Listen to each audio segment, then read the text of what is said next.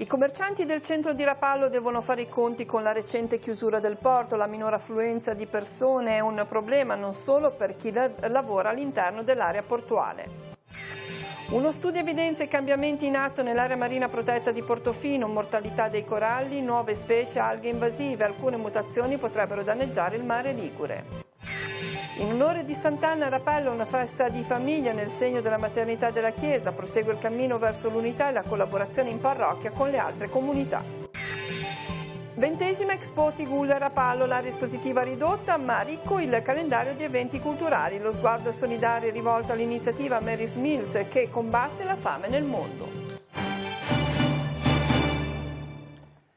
Buongiorno a tutti, ben arrivati a Tigullio. Oggi in apertura torniamo a Rapallo e andiamo a sondare il parere di alcuni commercianti del centro rapallese che hanno avuto ricadute negative a fronte dei danni causati dalla mareggiata dell'ottobre scorso. La recente chiusura del porto turistico infatti non avrebbe danneggiato soltanto le attività che insistono sull'area portuale. Anche i commercianti del centro cittadino devono fare i conti con le problematiche connesse alla recente sospensione di attività dell'infrastruttura. Sentiamo. Avete avuto disagi e problematiche in seguito alla chiusura del porto? Certo, le problematiche sono che purtroppo la gente non arriva facendo così. Già siamo abbastanza non messi benissimo perché quest'anno abbiamo notato molta meno gente. Con questo non dico che il sindaco non faccia delle belle cose, anzi ne fa parecchie. Ma certo che questa è veramente una cosa non piacevole del porto perché scenderà ancora la nostra attività. Dopo, io lo chiamo lo tsunami di ottobre scorso, abbiamo avuto dei grossi problemi. Intanto la distruzione che c'è stata, il calo commerciale secondo me è stato notevole perché già Natale i commercianti erano in sofferenza e comunque secondo me, io parlo anche a livello personale, però mi sento di parlare anche a nome di altri colleghi, anche quest'estate c'è stato un grosso calo degli arrivi, del turismo, insomma si lotta, si cerca di apparire al meglio e così si va avanti. Avete avuto delle problematiche in seguito alla chiusura del porto? Sì, assolutamente, perché le problematiche non ci sono solamente per i commercianti sul porto, ovviamente ne risentiamo tutti, da noi, attività, commercianti, ristoranti, supermercati anche, perché purtroppo è veramente un disastro, assolutamente, per cui anche tanti turisti, dopo quello che è successo, nonostante siano state fatte tante cose, pubblicità di recupero, però tanti turisti ci siamo accorti che assolutamente quest'anno non sono venuti, per cui ne risentiamo purtroppo tutti completamente. E questa sera a Rapallo si svolgerà il Consiglio Comunale convocato alle 20:30 per analizzare 11 pratiche iscritte all'ordine del giorno, tra le quali figurano alcune variazioni di bilancio. La riunione sarà ripresa in diretta e trasmessa su Telepace 2 al canale 85. Serata di Consiglio Comunale anche per quanto riguarda NE. Alle 18 è convocata l'assemblea nella sala adunanza del municipio. All'ordine del giorno 6 pratiche, verrà analizzata una variazione urgente di bilancio, saranno poi nominati i rappresentanti dei comuni in segno al Consiglio dell'Unione dei Comuni Montani delle Valli Graveglia e Sturla, le Valli dell'Entella.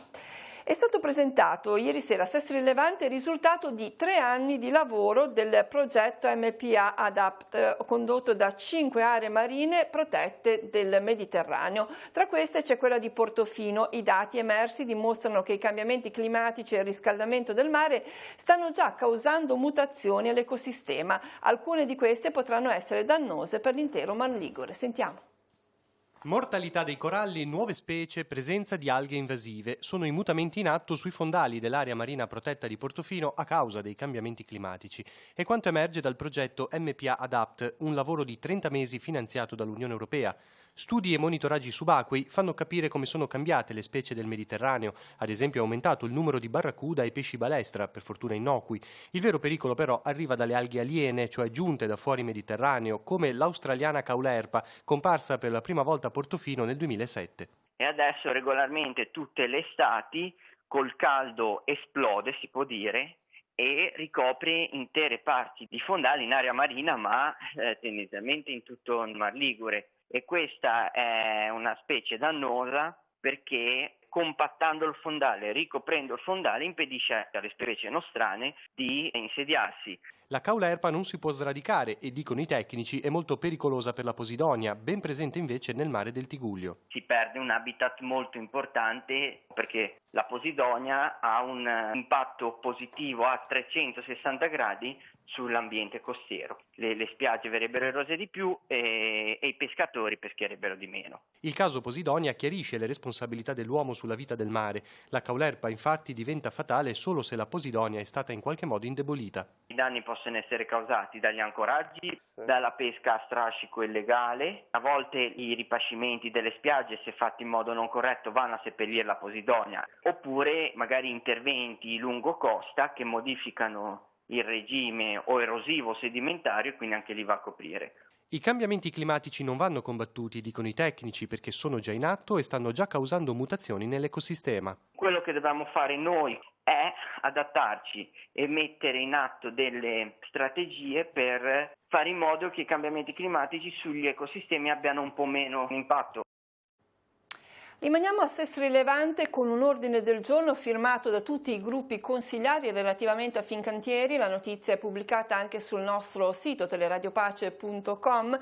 È stato infatti firmata all'unanimità dal Consiglio Comunale di Sestri Levante questo ordine del giorno che impegna Valentina Ghio e la Giunta a ribadire alle istituzioni l'importanza della sede Fincantieri di Riva Trigoso per l'intero comprensorio e a chiarire con l'azienda le politiche presenti e future dello stabilimento.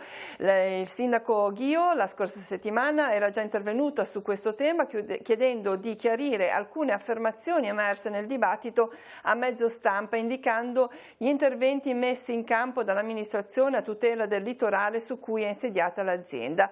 L'ordine del giorno firmato ieri sera da tutti i gruppi consigliari del comune di Sestri Levante impegna quindi sindaco e giunta a proseguire il lavoro con le istituzioni del territorio per ribadire l'importanza della sede Fincantieri di Riva Trigoso e per proseguire il dialogo con l'azienda stessa, insistendo sulla formazione del personale e coinvolgendo in questo senso anche Regione, Governo nazionale e tutti i parlamentari liguri.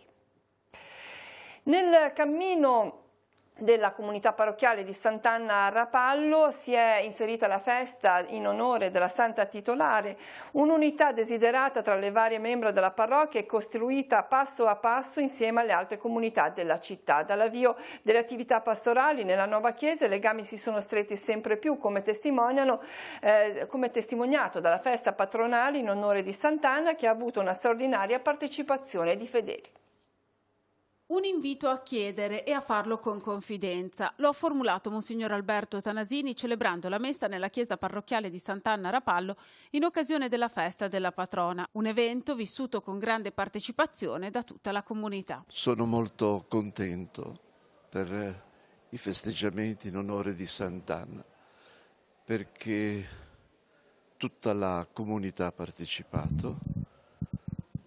Durante la processione ho visto veramente una moltitudine di persone anche raccolte.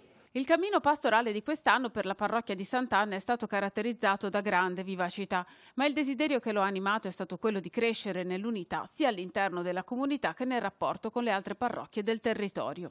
C'è tanta vivacità e ringrazio lo Spirito Santo che veramente ci rende attivi e corresponsabili. Il problema forse che abbiamo è quello di ritrovare l'unità ecclesiale della nostra comunità. Io non so le altre città, posso dire che Rapallo sta facendo dei piccoli passi, però molto importanti, proprio sulla strada della pastorale d'ambito, della pastorale di comunione, veramente camminando insieme. D'altra parte l'unità è sempre stata una delle caratteristiche principali della realtà sociale di questo quartiere che un tempo era periferico. All'esterno del centro della città si è più uniti, si è più familiari, ci si vuole più. C'è un altro rapporto. Questa nuova aggregazione qua ha fatto sì che come si chiamano, i locali qua si sono più riuniti, ci vogliamo un po' più bene, diciamo così. Continua intanto il lavoro instancabile per arrivare al completamento del complesso della chiesa ed in particolare per quanto riguarda le opere parrocchiali. Una forma di sostegno originale è stato il lavoro delle 15 socie dell'associazione Fili Meravigliosi. Abbiamo fatto queste 75 cartoline con l'icona di Sant'Anna Maria Bambina, la sagoma del nuovo complesso parrocchiale di Sant'Anna, la nuova preghiera approvata dal Vescovo dedicata a Sant'Anna, e con questi pensierini all'interno sempre al tombolo, che può essere una Madonnina, un cuore, un fiore, e poi intero ricavato che va per il completamento delle opere parrocchiali. È stata inaugurata questa mattina la 20ª edizione di Expo Tigullio a Rapallo. La manifestazione sarà visitabile in città sino a domenica e offrirà un ampio calendario di eventi culturali. Domenica l'assegnazione del premio Bontà Madre Speranza a 2 vincitori che si sono prodigati per il prossimo, mettendo a repentaglio la loro stessa vita.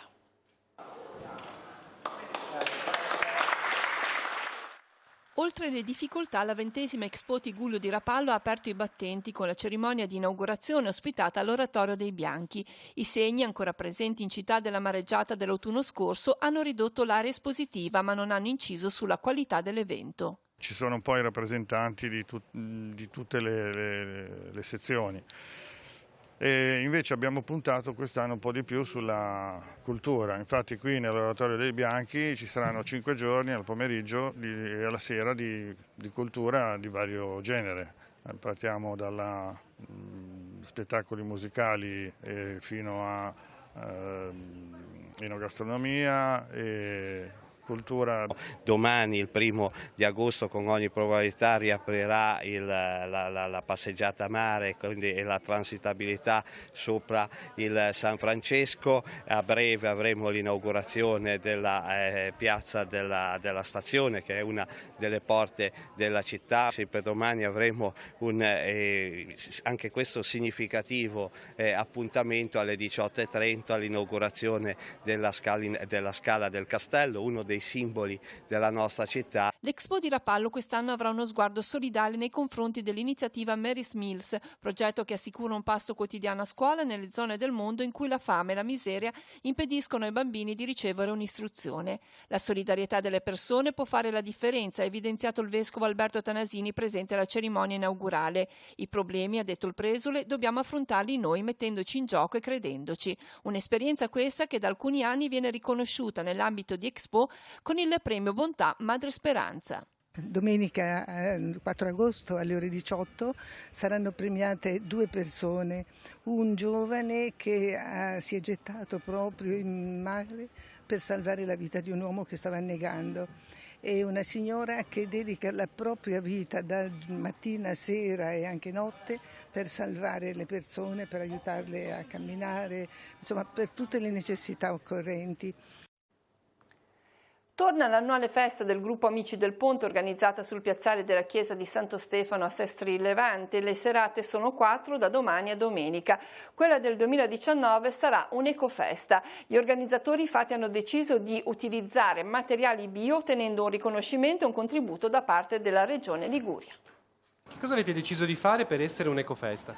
L'iniziativa più grossa e importante, che ci porta anche via parecchio denaro, diciamo, è quella di prendere tutto il materiale monouso biodegradabile, quindi i bicchieri, quindi le posate, quindi i piatti, e tutto quello che sarà monouso sarà buttato nell'umido perché sarà biodegradabile. Che anno è questo 2019 per questa tradizione della parrocchia che negli anni ha cambiato volto? Abbiamo avuto per 44 anni come presidente storico Federico Marzi, al quale non si può non fare un ringraziamento per tutto quello che ha fatto per questa festa negli anni. È il primo anno di Tommaso come presidente, è il primo anno di un nuovo consiglio, è il primo anno di tante cose. Questo è il mio 3° anno, io da poco che sono inserito, però è una bellissima realtà perché giovani e più anziani condividono insieme la forza dei giovani con l'esperienza degli anziani, e poi alla sera arrivano anche gli adulti che escono dal lavoro e si buttano subito in sagra. Praticamente viviamo per 1 settimana e mezza lì.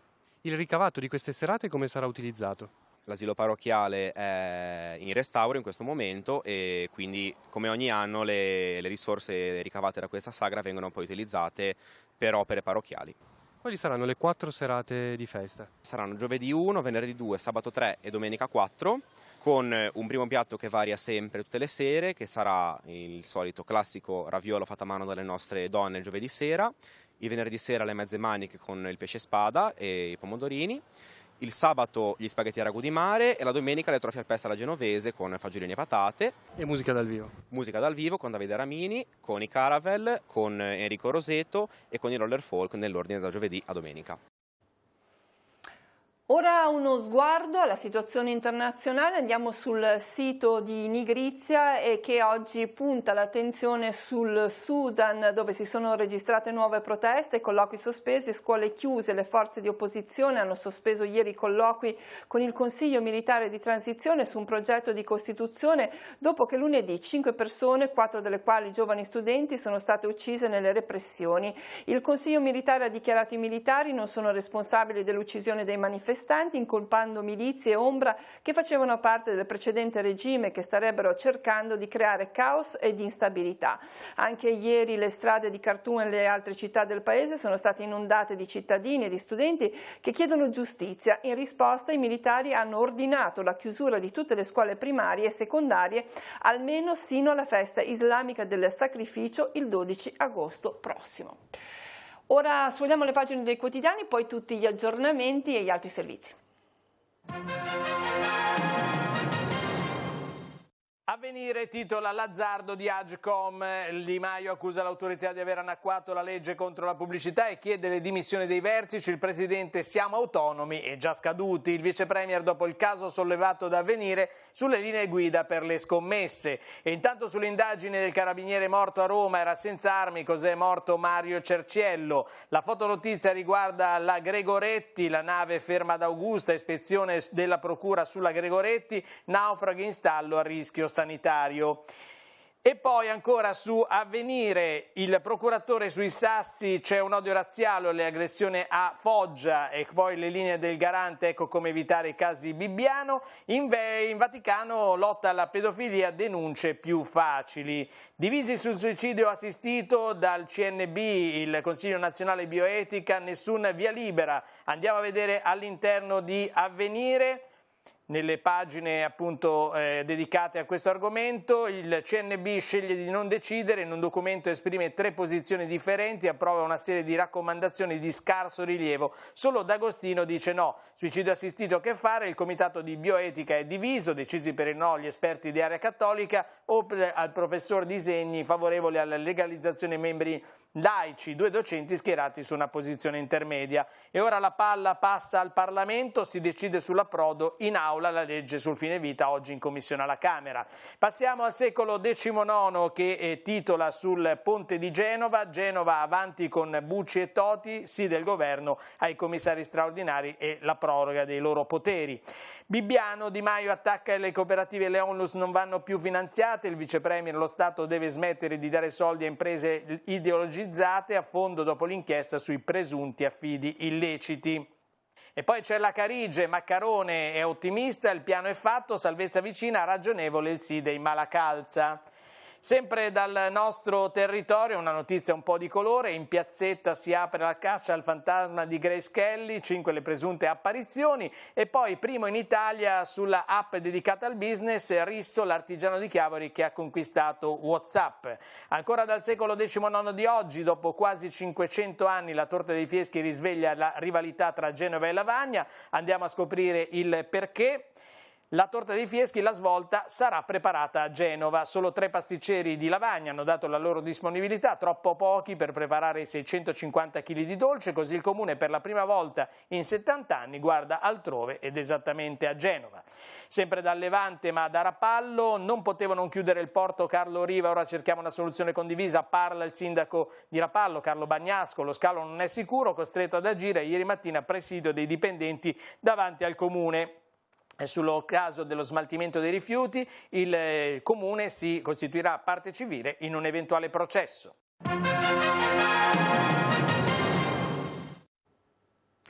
Subito la linea alla redazione, per noi oggi Emanuela Castello. Grazie Cristina, buongiorno a tutti. La nota azienda chiavarese Y-Scout, che con la sua piattaforma video e dati è diventata punto di riferimento nel calcio professionistico mondiale, si è unita al gruppo americano ADL, nato da un gruppo di universitari che ha sviluppato un software per analizzare le partite di football americano. Oggi ADL è attiva in tutti gli sport e Y-Scout andrà quindi ad integrarsi al gruppo, apportando la propria rete di clienti e rapporti ormai forte, sviluppata in oltre 100 paesi, e anche il team di persone che lavora all'interno di Y-Scout e le conoscenze specifiche che riguardano il mondo del calcio. La sede di Y-Scout, è stato ufficializzato in una nota, rimarrà a Chiavari. Gli attuali azionisti di Y-Scout continueranno ad investire sul territorio e nell'ambito delle tecnologie legate allo sport, attraverso le attività dell'incubatore Y-Lab e delle sue start-up partecipate. Nelle operazioni di negoziazione Y-Scout è stata supportata da LCA Studio Legale, in particolare dall'avvocato chiavarese Andrea Messuti, che è partner dello studio. È tutto, linea allo studio. Grazie, parliamo ora di radio. Torna la Radio a Santa, con questo slogan si aprirà domani al Castello Cinquecentesco di Santa Margherita Ligure la festa organizzata per celebrare i 40 anni di Radio Aldebaran. Nell'occasione sarà ricordata un'altra storica emittente, Radio Tigullio. Il primo cittadino di Santa Margherita Ligure, Paolo Donadoni, buongiorno. Buongiorno a voi. Nel 40° anno di vita di Radio Aldebaran, l'unica radio commerciale rimasta aperta dagli anni 70 ad oggi, si vuole festeggiare anche un'altra radio che purtroppo non c'è più, ha cessato le trasmissioni nel 2000, ed è Radio Tigullio, conosciuta anche come RTA, Radio Tigullio Activity, nata proprio a Santa Margherita Ligure nel 1976 e per 24 anni è stata la voce del Tigullio occidentale. Poi purtroppo per problemi burocratici legati alle concessioni governative è stata chiusa, e domani appunto ritorna invece un'emittente radiofonica a Santa Margherita, perché nel pomeriggio Radio Aldebaran farà le sue trasmissioni in diretta proprio dal Castello Cinquecentesco sul lungomare sammargheritese, che fu proprio la sede storica di Radio Tigullio. Poi ci sarà una tavola rotonda sulla radiofonia a cui sono invitati, anzi invitiamo tutti coloro che hanno animato ma anche che hanno ascoltato e amato le radio libere degli anni 70 in poi, naturalmente, e alla fine una grande festa proprio per i 40 anni di Radio Aldebaran, con tanta musica e tanti ospiti. Rimane un po' una marcorda poterne parlare. Purtroppo sì. Per un giorno ritorna quella che era proprio l'emittente cittadina Radio Tigullio, nel castello, in una cornice splendida. Sì, davvero, è un momento che sarà un tuffo nel passato molto gradevole, per una marcord, per rimembrare quella che è stata Radio Tigullio, che ha animato il nostro golfo per tanto tempo, ha circuitato davvero tantissimi radiofonici che sono passati per raccontare il nostro territorio in diretta. Quindi è un bel momento da condividere insieme, e sono contento che Radio Aldebaran abbia scelto Santa Margherita per questo frangente. E con questo servizio si conclude questa edizione di Tigullio Oggi. L'informazione torna su Telepace 1 alle 19:15, 20:30, 22:45, ma prosegue al canale 187 di Telepace News. Grazie a tutti dell'attenzione, buon pomeriggio.